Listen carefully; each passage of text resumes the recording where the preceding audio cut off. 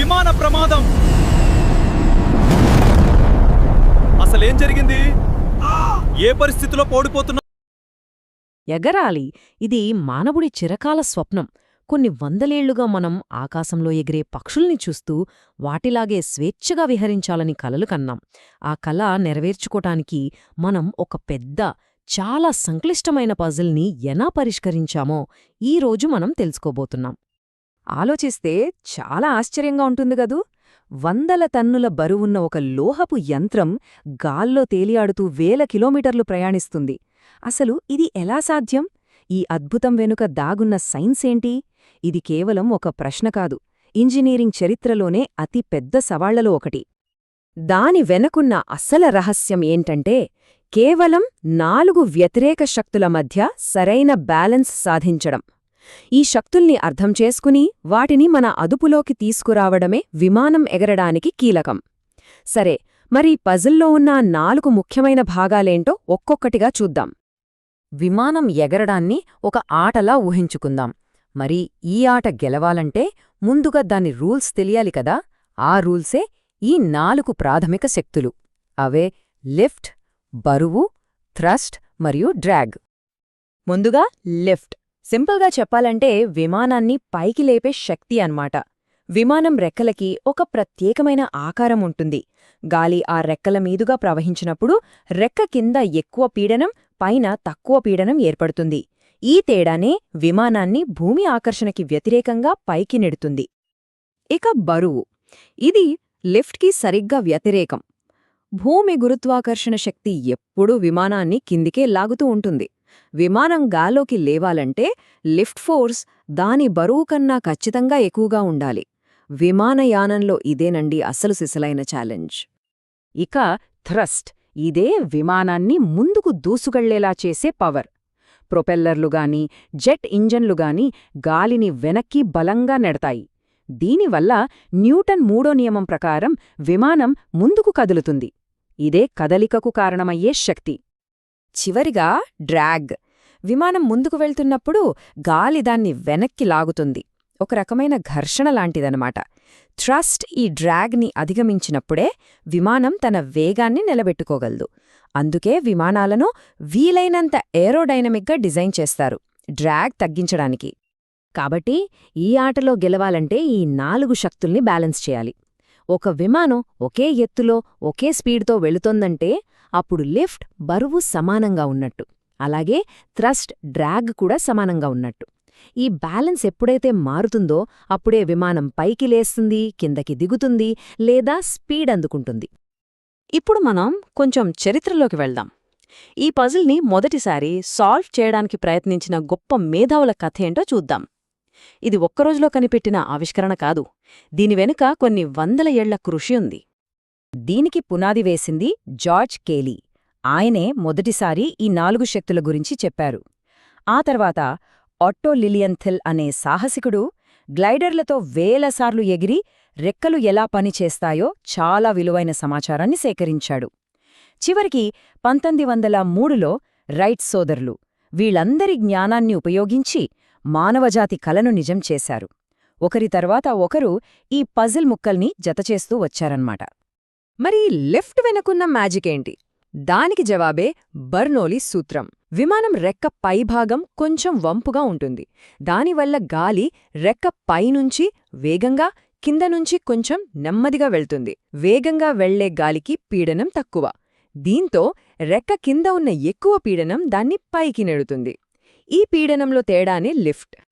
Right సోదరుల గొప్పతనం కేవలం విమానాన్ని ఎగరవేయడం కాదు. వాళ్లు విమానాన్ని ఒక కంప్లీట్ సిస్టంగా చూశారు. వాళ్లే స్వంతంగా విండ్ టనల్ కట్టుకున్నారు, ప్రొపెల్లర్ని డిజైన్ చేశారు, దానికి సరిపోయే ఇంజిన్ని తయారు చేశారు. అన్నింటికన్నా ముఖ్యంగా విమానాన్ని గాల్లో కంట్రోల్ చేసే విధానాన్ని కనిపెట్టారు. ఇదే వాళ్ల సక్సెస్ సీక్రెట్. సరే, ఎగరడం సాధ్యమైంది. మరి నెక్స్ట్ ఏంటి? అక్కడితో ఆగిపోలేదు. ఇంకా వేగంగా, ఇంకా ఎత్తుగా, ఇంకా ఎఫిషియెంట్గా ఎలా ఎగరాలి అనే కొత్త ప్రశ్నలు మొదలయ్యాయి. విమానయానంలో తర్వాతి దశ ఈ కొత్త సవాళ్లపైనే దృష్టిపెట్టింది. మొదట్లో విమానాలు అంటే బైప్లేన్లే. 2 రెక్కలు, చూడ్డానికి బలంగా ఉంటాయి కానీ వాటి మధ్య ఉన్న తీగలు కర్రల వల్ల గాలిలో చాలా ప్రతిఘటన అంటే డ్రాగ్ ఎక్కువగా ఉండేది. కాని ఎప్పుడైతే ఈ మోనోప్లేన్లు అంటే ఒకే రెక్క ఉన్న నునుపైన విమానాలొచ్చాయో అదొక గేమ్ చేంజర్. డ్రాగ్ అమాంతం తగ్గిపోయి విమాన ప్రయాణం సమూలంగా మారిపోయింది. ఇక అసలైన విప్లవం జెట్ ఇంజిన్ రాకతో వచ్చింది. అప్పటిదాకా ఉన్న పిస్టన్ ఇంజిన్లకి చాలా పరిమితులుండేవి. అవి ఎక్కువ ఎత్తుకు వెళ్లలేకపోయేవి. కాని ఫ్రాంక్ విటిల్, హన్స్ వాన్ ఓహెన్ లాంటివాళ్లు కనిపెట్టిన జెట్ ఇంజిన్లు వచ్చాక స్పీడ్కి ఎత్తుకి ఆకాశమే హద్దుగా మారింది. ఇది ఒక క్వాంటమ్ లీప్ లాంటిది. విమానాలు సౌండ్ స్పీడ్ దగ్గరికి వెళ్ళినప్పుడు ట్రాన్స్సోనిక్ డ్రాగ్ అనే ఒక పెద్ద గోడ అడ్డువచ్చింది. దాన్ని బద్దలు కొట్టడానికి వచ్చిన ఒక తెలివైన ఐడియానే రెక్కల్ని కొంచెం వెనక్కి వంచడం. ఈ swept wing design shock waves ప్రభావాన్ని తగ్గించి సూపర్సోనిక్ ఫ్లైట్కి దారి చూపించింది. ఇప్పుడు మనం విమానంలో అత్యంత ముఖ్యమైన భాగం అంటే రెక్కల గురించి, వాటి ఆధునిక డిజైన్ల గురించి కాస్త లోతుగా చూద్దాం. ఎందుకంటే నేటి విమాన ప్రయాణాన్ని ఇంత సురక్షితంగా, సమర్థవంతంగా మార్చింది ఈ రెక్కల డిజైనే. ఆస్పెక్ట్ రేషియో పేరు కొంచెం టెక్నికల్గా ఉన్నా కాన్సెప్ట్ సింపుల్. రెక్క పొడవుగా, సన్నగా ఉందా లేదా పొట్టిగా, వెడల్పుగా ఉందా అని చెప్పే ఒక కొలత అంతే. ఈ ఒక్క నిష్పత్తి రెక్క పనితీరుని చాలా వరకు నిర్ణయిస్తుంది. ఇక్కడి డిజైన్ ఎంత తెలివిగా ఉంటుందో చూడండి. ప్యాసింజర్ విమానాలకు కావాల్సింది మైలేజ్ అంటే తక్కువ డ్రాగ్తో ఎక్కువ దూరం వెళ్ళాలి. అందుకే వాటి రెక్కలు పొడవుగా, సన్నగా ఉంటాయి. కాని ఫైటర్ జెట్కి కావాల్సింది స్పీడ్, చురుకుదనం. అందుకే వాటి రెక్కలు పొట్టిగా, వెడల్పుగా ఉంటాయి. అవసరాన్ని బట్టి ఆకారం మారుతుందన్నమాట. అయితే ఇక్కడో చిక్కు ప్రశ్న వచ్చింది. రెక్క పొడవు పెంచకుండానే దాని సామర్థ్యాన్ని ఎలా పెంచాలి? ఎందుకంటే రెక్క పొడవు పెరిగే కొద్దీ దాని బరువు, నిర్మాణ సంక్లిష్టత కూడా పెరుగుతాయి కదా. మరి దీనికి పరిష్కారం ఏంటి? దానికి సమాధానమే ఈ చిన్న రెక్క. దీన్నే వింగ్లెట్ అంటారు. ఇది రెక్క చివ్వర్లో ఏర్పడే గాలి సుడిగుండాల్ని అంటే ఎనర్జీని వేస్ట్ చేసే వోర్టెక్స్ని పక్కకి నెట్టి డ్రాగ్ని తగ్గిస్తుంది. ఎంత చిన్న మార్పో చూడండి, కానీ దీనివల్ల కొన్ని వేల లీటర్ల ఇంధనం ఆదా అవుతుంది. చూశారుగా, ఎగరాలనే ఒక చిన్న ఆలోచన నుంచి మొదలుపెట్టి వేగాన్ని, సామర్థ్యాన్ని పెంచుకోవటం కోసం ఇంజనీర్లు ఎన్ని పజిల్స్ని సాల్వ్ చేశారు. మరి ఈ అద్భుతమైన కథలో తర్వాతి అంకమేంటి? ఒక్కసారి వెనక్కి తిరిగి చూస్తే విమానయాన చరిత్ర అంటేనే పజిల్స్ని పరిష్కరించడం. లిఫ్ట్ పజిల్ని ఏరోఫాయిల్తో సాల్వ్ చేశారు, థ్రస్ట్ పజిల్ని ఇంజన్తో, కంట్రోల్ పజిల్ని రైట్ సోదరులు, ఇక స్పీడ్, ఎఫిషియన్సీ పజిల్ని మోనోప్లేన్లు, జెట్ ఇంజన్లు, ఆధునిక రెక్కలతో, ఇలా ఒక్కో సమస్యకి ఒక్కో పరిష్కారం దొరుకుతూ వచ్చింది. ఒకప్పుడు చెక్క, బట్టతో మొదలైన ప్రయాణం ఇప్పుడు అత్యాధునిక కాంపోజిట్ మెటీరియల్స్, ఆర్టిఫిషియల్ ఇంటెలిజెన్స్ దాకా వచ్చింది. ఈ కథ ఎప్పుడూ ముందుకే సాగుతుంది. ఎందుకంటే ఎప్పుడూ ఒక కొత్త పజిల్ మనకోసం ఎదురుచూస్తూనే ఉంటుంది. మరి ఆ తర్వాతి పజిల్ ఏమయ్యుంటుంది? పర్యావరణానికి హాని చెయ్యని విమానాలా లేక విద్యుత్తో నడిచే విమానాలా? కాలమే సమాధానం చెప్పాలి. విమానం ఎందుకు కూలిపోతుంది? ఏమనుకుంటున్నారు? సినిమాల్లో చూపించినట్టు ఇంజన్ ఫెయిల్ అవ్వడమా లేదా పెద్ద తుఫాను రావడమా? చాలా సందర్భాల్లో అసలు కారణం అంత సింపుల్గా ఉండదు, కాని చాలా ఆసక్తికరంగా ఉంటుంది. నిజానికి ఒక్క తప్పు వల్ల విమాన ప్రమాదం ఎప్పుడూ జరగదు. అది అసాధ్యం. అనేక చిన్న చిన్న పొరపాట్లు, సమస్యలు అన్నీ ఒకేసారి ఒకే వరుసలోకి వచ్చినప్పుడు మాత్రమే అది సంభవిస్తుంది. ఒక గొలుసులోని అన్ని లింకులు ఒకేసారి తెగిపోయినట్టు అన్నమాట. సరే, మరి భద్రతా వ్యవస్థలో ఉండే ఈ లోపాలు లేదా మనం చెప్పుకుంటున్న రంధ్రాలు అంటే ఏంటి?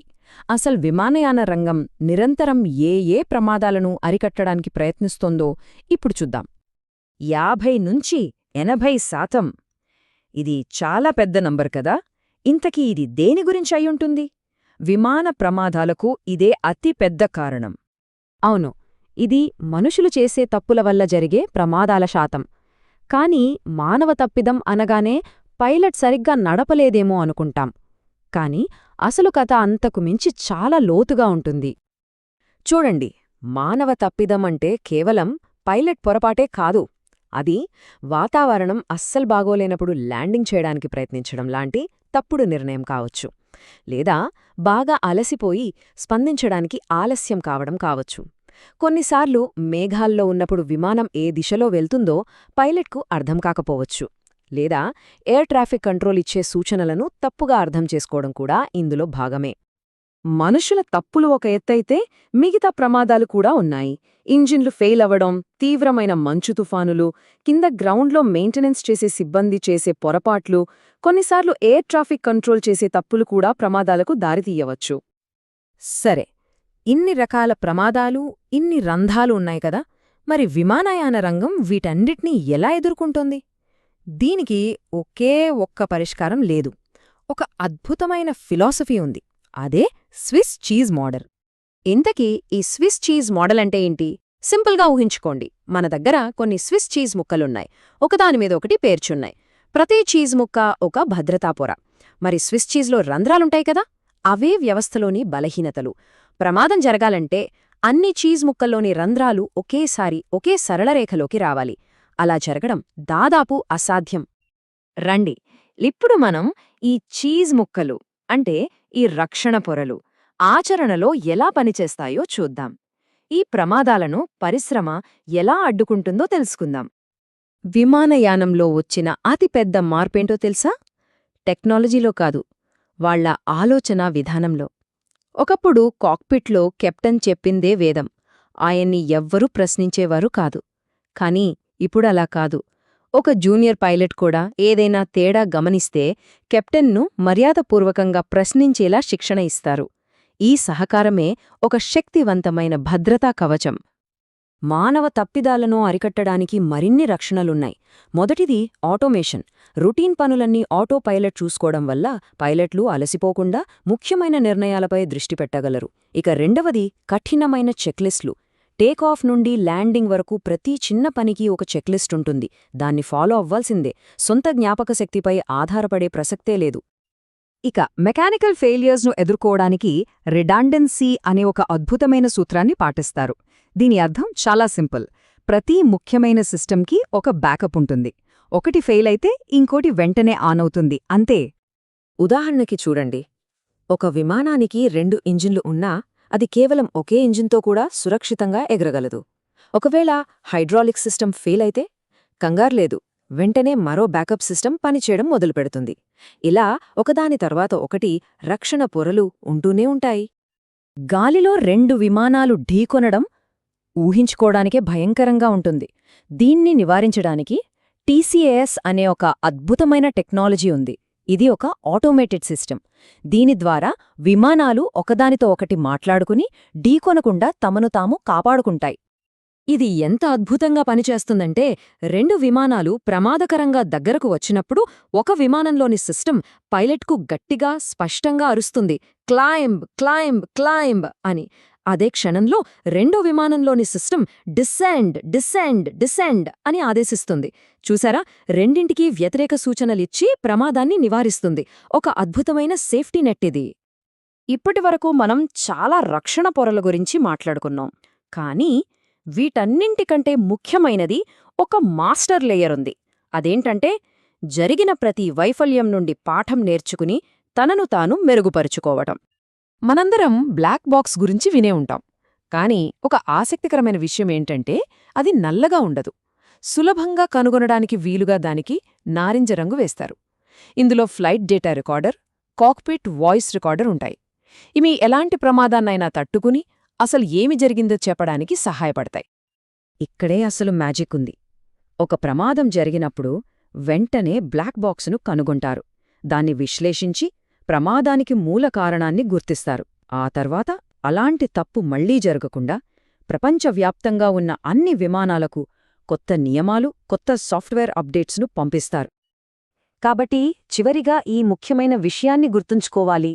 జరిగిన ప్రతి ప్రమాదం విమానయానం యొక్క భవిష్యత్తును మరింత సురక్షితంగా మారుస్తుంది. ఇది ఒక విషాదకరమైన వాస్తవం కావచ్చు, కానీ విమానయానం ఇంత సురక్షితంగా ఉండటానికి కారణమిదే. వారు తమ తప్పుల నుండి క్రమపద్ధతిలో నేర్చుకుంటారు.